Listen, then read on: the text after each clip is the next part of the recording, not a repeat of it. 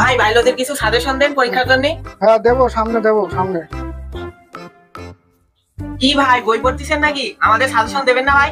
দেবো তো, দেবো বললামই তো দেবো। আর কবে দেবেন ভাই?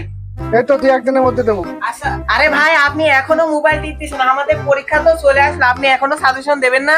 দেবো, তোমাদের কন্টেন্টেরই কাজ করছি তো। হ্যাঁ, আজকে তোমাদের তাহলে সাজেশন দিয়েই দিই।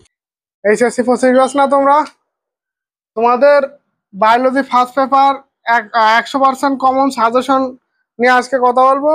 তো এখানে আমি যেই যেই টপিকগুলো বলবো, এই টপিকগুলো যদি তোমরা পড়ে দিতে পারো, তাহলে তোমাদের বায়োলজিতে যেই 5টা সিকিউ আসে, তাহলে সেখান থেকে তুমি ইনশাল্লাহ তুমি একটা ভালো কমন পেতে পারবা এবং ভালো নাম্বার করতে পারবা।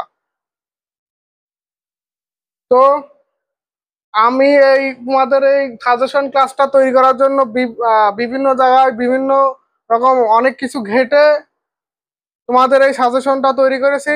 এই যে এই খাতায় এখানে লেখা আছে, এই যে।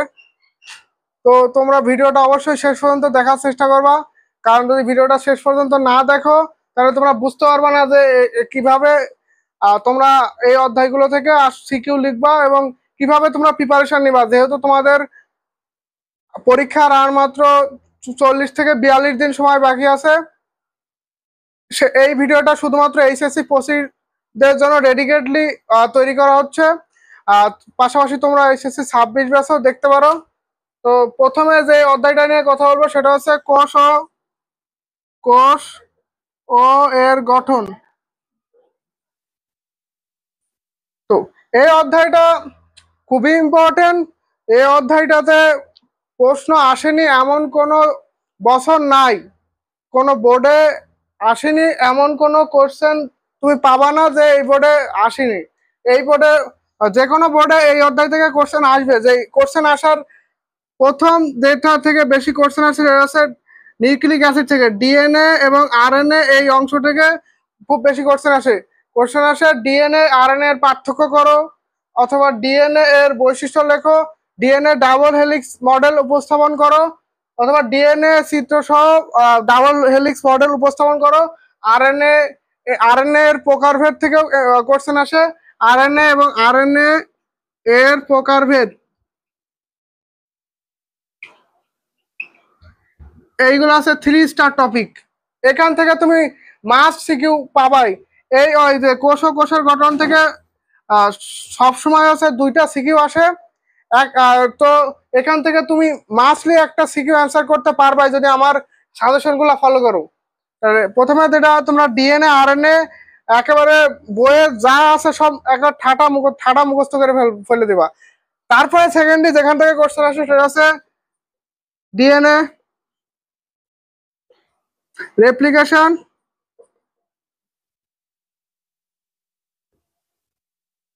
ট্রান্সক্রিপশন এবং ট্রান্সলেশন। এটা 5 স্টার। বায়োলজি ফার্স্ট পেপারের চ্যাপ্টার 1 কোষের গঠন থেকে যদি একটা সিকিউ আসে, তাহলে সেখানে ডিএনএ রেপ্লিকেশন, ট্রান্সক্রিপশন, ট্রান্সলেশন অবশ্যই পাবা। তো এই ডিএনএ রেপ্লিকেশনটা বেশি আসে, তার পাশাপাশি ট্রান্সক্রিপশনটা আসে, কিন্তু ট্রান্সলেশনটা একটু কম আসে। সেহেতু এই ডিএনএ রেপ্লিকেশন, ট্রান্সক্রিপশন, ট্রান্সলেশন খুব ভালোভাবে পড়ে ফেলবা, এখনো অনেক সময় আছে। চাইলে অনেক টিউটোরিয়াল দেখেও এই ডিএনএ রেপ্লিকেশন, ট্রান্সক্রিপশন এবং ট্রান্সলেশন শেষ করতে পারবা। এই যে এই 2টা টপিক বললাম, এখান থেকে তুমি একটা সিকিউ পেতে পারো। আর আরেকটা সিকিউ যেখান থেকে পেতে পারো সেটা হচ্ছে এখান থেকে একটা সিকিউ পেতে পারো। আর আরেকটা সিকিউ যেটা পাবা সেখানে তুমি প্লাস্টিড, মাইটোকন্ড্রিয়া,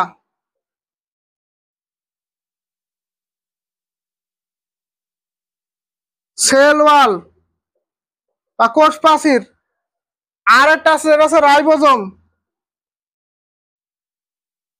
তোমাকে বেশি দিচ্ছি না, এই 4টা অঙ্গাণু ছবি সহ ফুল পড়ে ফেলবা।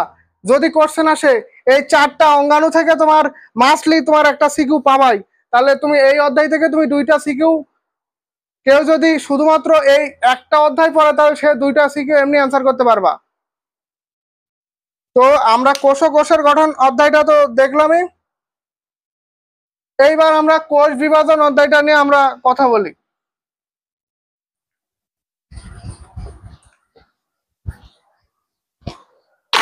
যেটা আছে সেটা হচ্ছে সেল ডিভিশন বা কোষ বিভাজন। এই অধ্যায়টাও খুবই ইম্পর্টেন্ট। এই অধ্যায়টা থেকে সব থেকে বেশি কোশ্চেন আসে মায়োসিস এর অংশটা। এটা তুমি 5 স্টার বলতে পারো। মায়োসিস 1 এর প্রোফেজ 1 এর যে লেপ্টোটিন, জাইগোটিন, প্যাকাটিন, ডিপ্লোটিন এবং ডায়াগাইনেসিস, যে 5টা ধাপ আছে, এই ধাপ থেকে তুমি কোশ্চেন তুমি খাতায় লিখে রাখো, 100% গ্যারান্টি এখান থেকে কোশ্চেন পাবাই। এখান থেকে তুমি কোশ্চেন পাবাই। বেশি ইম্পর্টেন্ট আছে প্যাকাইটিন। তারপরে যেটা আছে যেটা ইম্পর্টেন্ট সেটা হচ্ছে ডিপ্লোটিন। আর তারপরে যেটা সেটা হচ্ছে জাইগোটিন। এই তিনটা একটু বেশি গুরুত্ব সহকারে পড়বা। আর মায়োসিস 1 এর এবং মায়োসিস 2 যে ধাপগুলো আছে সেগুলো জাস্ট একবার রিডিং দিয়ে ফেলবা। আর যদি প্রশ্ন এসে থাকে যে মায়োসিসের থেকে, তাহলে এই একটা অংশ থেকে একটা সিকিউ পাবা। পাশাপাশি তোমরা মায়োসিস এর অর্থনৈতিক গুরুত্ব, মায়োসিসের গুরুত্বটা খুব ভালোভাবে পড়বা। মায়োসিসের গুরুত্ব কিন্তু গ অথবা ঘ নম্বরে দিয়ে দেয়। তো এই অধ্যায়টা দুইটা সচরাচর একটা সিকিউ আসে, অন্যথায় তুমি এই অধ্যায় থেকে দুইটা সিকিউ আসতে পারে এবং দুইটা সিকিউ অ্যান্সার করতে পারো। তাহলে মায়োসিস থেকে তোমরা মনে রাখো মায়োসিস 5 স্টার। এর পরে যেটা আছে সেটা আছে মাইটোসিস। এই মাইটোসিসের যে ধাপগুলো আছে, 5টা ধাপ আছে, প্রোফেজ, প্রোমেটাফেজ, মেটাফেজ, অ্যানাফেজ এবং টেলোফেজ। এই 5টা ধাপ একবারে ঠাড়া মুখস্থ করে ফেলবা এবং ছবি সহ। ছবি বাদে কিন্তু এগুলো হবে না। গ নম্বরে বলবে যে মেটাফেজ ধাপের চিত্র সহ বর্ণনা করো, মেটাফেজ ধাপ। তো চিত্র সহ। তো এরপরে তোমাদের একটা আতঙ্কের অধ্যায়, সেটা হচ্ছে অণুজীব। এই অধ্যায়টাতেও দুইটা সিকিউ আসার চান্স আছে। আর মাছলি তুমি একটা সিকিউ ধরে রাখো, একটা সিকিউ পাবাই। তাহলে যেখান থেকে কোশ্চেন আসে সেটা হচ্ছে ভাইরাসের জড় ও জীবীয় বৈশিষ্ট্য। এখান থেকে তুমি কোশ্চেন পাবাই। ভাইরাসের জড় এবং জীবীয় বৈশিষ্ট্য, এই টপিকটা থেকে হিউজ পরিমাণ কোশ্চেন আসে। তারপর সেকেন্ডলি যেখান থেকে আসে এই ভাইরাসের অর্থনৈতিক গুরুত্ব এবং ভাইরাসের কারণে বিভিন্ন ধরনের যে রোগ হয় না, ওই রোগগুলো থেকে আসতে পারে। যেমন ডেঙ্গু ভাইরাস, তারপর চিকুনগুনিয়া ভাইরাস, জিকা ভাইরাস, তারপর সার্স ভাইরাস, এখান থেকে কোশ্চেন আসতে পারে। তাহলে বিভিন্ন রোগ, জাস্ট এগুলো একবার রিডিং দিবা, এগুলো মুখস্থ করার দরকার নেই।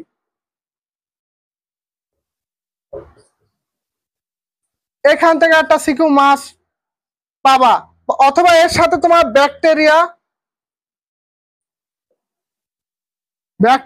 এর গঠন চিত্র সহ মাছলি পড়বা। চিত্র সহ ব্যাকটেরিয়ার গঠন চিত্র সহ, এটা আসলে চিত্র সহ আসবে। তো এই যে এই টপিকটা নিয়ে একটা সিকিউ আসতে পারে, ঠিক আছে। আর আরেকটা আরেকটা সিকিউ যেখান থেকে তুমি পেতে পারো সেটা হচ্ছে ম্যালেরিয়া। ম্যালেরিয়া পরজীবী লিখে রাখো। হেপাটিক সাইজগ্নি এবং এরিথ্রোসাইটিক সাইজগ্নি তোমার পরীক্ষায় এসে বসে রয়েছে, তুমি লিখে রাখতে পারো। এর পাশাপাশি ব্যাকটেরিয়া এর অর্থনৈতিক গুরুত্ব ঠাড়া মুখস্থ করবা। কারণ এটা যেমনই ভাবে অ্যাডমিশনে আসে তেমনই ভাবে তোমার বোর্ড এক্সামে আসবে এবং এমসিকিউতে এই অধ্যায়টা খুবই ইম্পর্টেন্ট। এই অধ্যায় থেকে তুমি অ্যান্সার করতে পারবা। তো প্রথম যে 3টা অধ্যায় নিয়ে কথা বললাম, তার মধ্যে তুমি কোষ ও কোষের গঠন থেকে 2টা সিকিউ পাবা। যদি না পাও তাহলে একটা তো পাচ্ছই, কিন্তু যে অণুজীব অধ্যায়টা থেকে তুমি 2টা সিকিউ মাস্টলি পাবাই, তুমি লিখে রাখতে পারো। তো আমরা অণুজীব অধ্যায়টা নিয়ে কথা বললাম।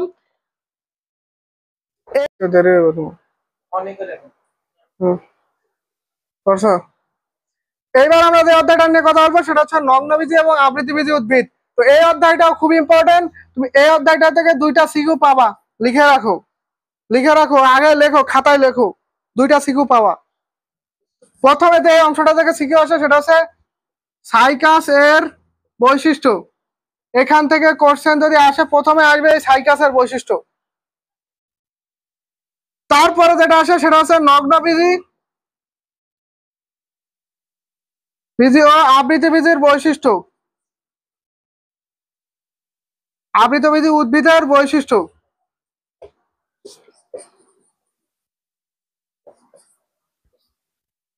নগ্নবীজি এবং আবৃতবীজি উদ্ভিদের বৈশিষ্ট্য এবং এই নগ্নবীজি এবং আবৃতবীজি উদ্ভিদের পার্থক্য থেকে তুমি এমসিকিউ এবং সিকিউ পাবাই, গ্যারান্টি, 100% গ্যারান্টি। তো একটা সিকিউ এখান থেকে পেতে পারো।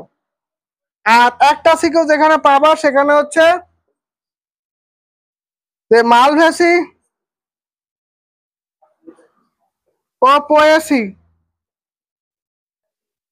যে দুইটা গোত্র আছে না, এই গোত্রের যা কিছু আছে সব মুখস্থ করে বলবা। মালবেসি এবং পোয়েসির অর্থনৈতিক গুরুত্ব, তারপর হচ্ছে এর পুষ্পবতিক অঙ্কনটা স্পেশালি শিখবা, কারণ কোশ্চেনে গ নাম্বারে সবসময় বলে যে মালবেসি গোত্রের উদ্ভিদের যে কোনো একটা উদ্ভিদের পুষ্পবতিক অঙ্কন করো বা অমরাবিন্যাস অঙ্কন করো। তো এই মালবেসি এবং পোয়েসি থেকে তুমি একটা সিকিউ পাবাই, লিখে রাখতে পারো। মালবেসি এবং পোয়েসি গোত্রের উদ্ভিদের শনাক্তকারী বৈশিষ্ট্য এবং অর্থনৈতিক গুরুত্ব থেকে কোশ্চেন পাবাই। যদি বিশ্বাস না হয় তাহলে এইচএসসি এক্সাম দিয়ে এসে তোমরা আমার এই ভিডিওটাতে এসে কমেন্ট করে দেওয়া। তো ধারাবাহিকভাবে আমি সব বইয়ের যে সাজেশন গুলো নিয়ে আমি কথা বলবো। তো এবার নগ্নবীজি তো শেষ হয়ে গেল, এবার যেটা আছে সেটা হচ্ছে টিস্যু ও টিস্যু তত্ত্ব। এই অধ্যায় খুব ইম্পর্টেন্ট। এই অধ্যায়টা তুমি একটা সিকিউ পাবা।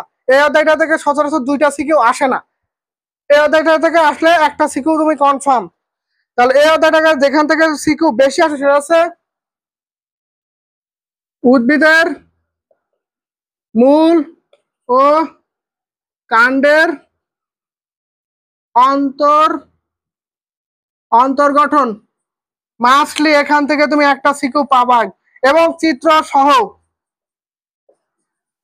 Very very important.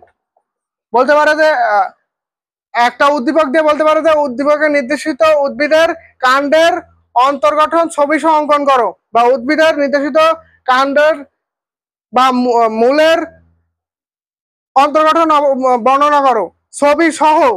এখান থেকে আসলে তোমার ছবি অবশ্যই আঁকাতে হবে। তুমি যদি টিস্যু তো অ্যান্সার করতে চাও তাহলে তোমাকে অবশ্যই এই ছবিগুলো প্র্যাকটিস করতে হবে। তো এখান থেকে তুমি একটা সিকিউ পাবা। এর পাশাপাশি এটা এটা তো ঘ নাম্বারে দেয়, এর পাশাপাশি গ নাম্বার যেটা দিতে পারে সেটা হচ্ছে তোমার পরিবহন টিস্যুর প্রকারভেদ।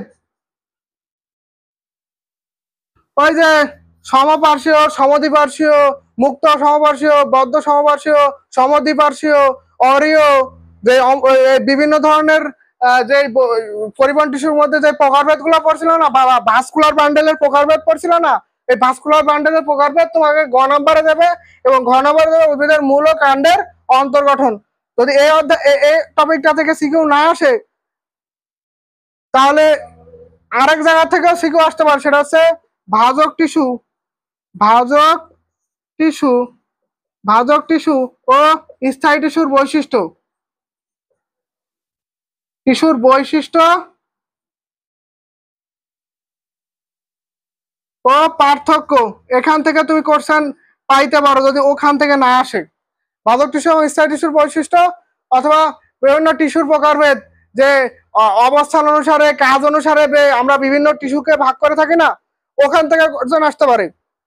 যদি তুমি এই মূলের বা কাণ্ডের অন্তর্গঠন এবং পরিবহন টিস্যুর প্রকারভেদ বা ভাস্কুলার বান্ডেলের প্রকারভেদ এই অংশ থেকে যদি কোশ্চেন না আসে তাহলে তুমি ধরে নিবা যে ভাজক টিস্যু এবং স্থায়ী টিস্যুর বৈশিষ্ট্য বা পার্থক্য এবং হচ্ছে বিভিন্ন টিস্যুর ওই যে কাজ অনুসারে অথবা অবস্থান অনুসারে যে ভাগ করে থাকি না, ওখান থেকে কোশ্চেন আসবে। তো এই অধ্যায়টা থেকে তুমি মাসলি একটা সিকিউ পাবা, এখান থেকে দুইটা সিকিউ সচরাচর আসে না।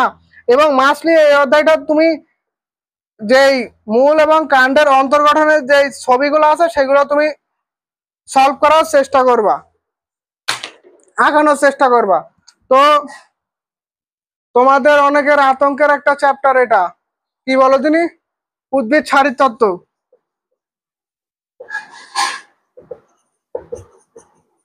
এটা ভাই 100%, 100 স্টার।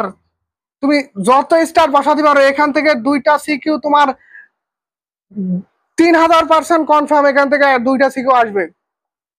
ঠিক আছে, প্রথম যেখান থেকে বেশি সিকিউ আসে সেটা হচ্ছে শ্বসন। শ্বসনের সবাত শ্বসন, এই গ্লাইকোলাইসিস,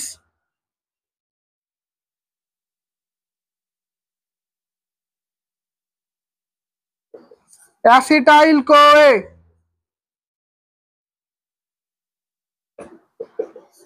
ক্রেবস চক্র এবং ইটিএস, ইলেকট্রন ট্রান্সপোর্ট চেইন বা ইলেকট্রন ট্রান্সপোর্ট সিস্টেম। এই যে এই এই কয়টা টপিক থেকে তুমি একটা সিকিউ কনফার্ম কনফার্ম কনফার্ম এখান থেকে সিকিউ একটা পাবাই। এর পাশাপাশি এখানে যে কোনো জায়গায় ঘ নাম্বার তোমার দিয়ে দিতে পারে যে সবাত শ্বসনের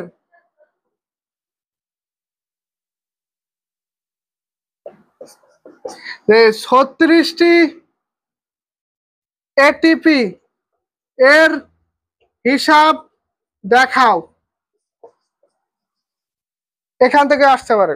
ঠিক আছে, যদি শ্বসন থেকে আসে এখান থেকে আসবে।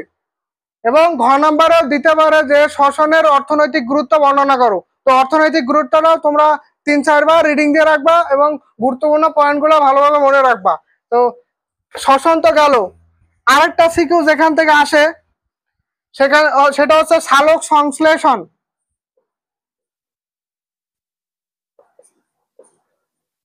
সালোক সংশ্লেষণ, সালোক সংশ্লেষণের মধ্যে C3 এবং C4 সাইকেল, এই দুটা চক্র খুবই ইম্পর্টেন্ট।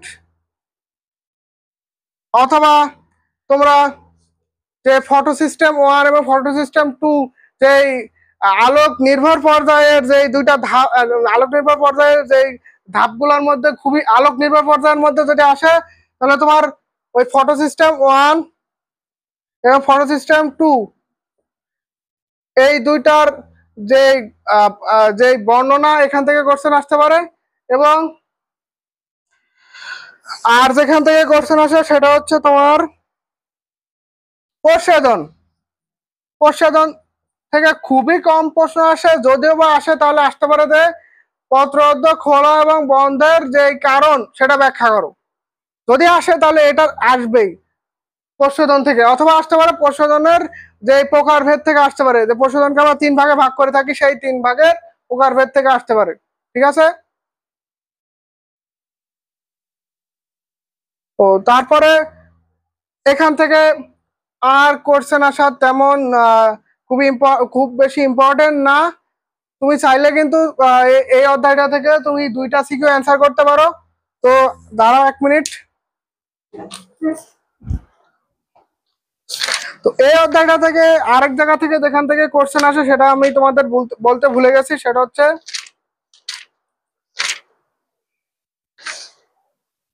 ও হ্যাঁ, চক্রীয় ও অচক্রীয় ফটোফসফোরাইলেশন।